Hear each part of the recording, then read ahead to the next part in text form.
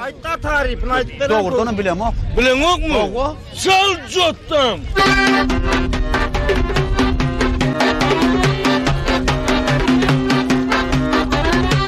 Yaxşılık yatlamak devin, bolmarını yıçasan kovuşum. İçinden ken ayakkabın, senin taylap seçen kovuşum. Kovuşum.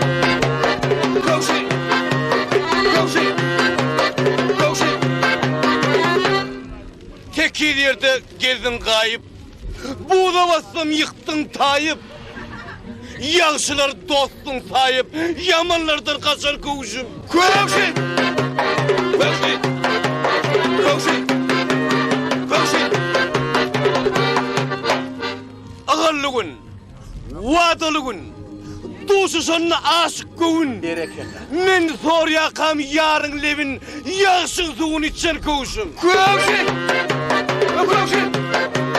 Kovuşum. Kovuşum. Kovuşum. Hep bolyançan tüydüm.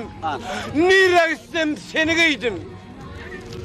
Din callayıp burçta koydum, uzak yolu sökön kovuşum. Kovuşum. Kovuşum, kovuşum. Kovuşum. Kovuşum. Son bir gün sana tarap, nazar sarsam halim harap. Vah. Senin bilen sevoş kurap, gemirip durdursan kovuşum. Kovuşum. Kovuşum. Kovuşum. Sağ ol. Yaxşı hizmet ettin. Giyen yerime alıp gittin. Fikirlenip oda attım, kızart böğrün peşin kovuşum. Kovuşum.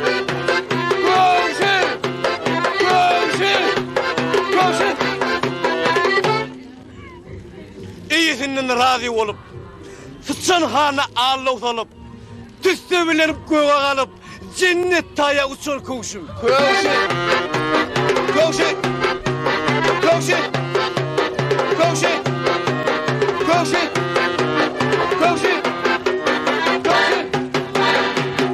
Düşündün değil mi ağzı? Düşündüm hocam, inni düşündüm. Onu yankıyı tapaylı.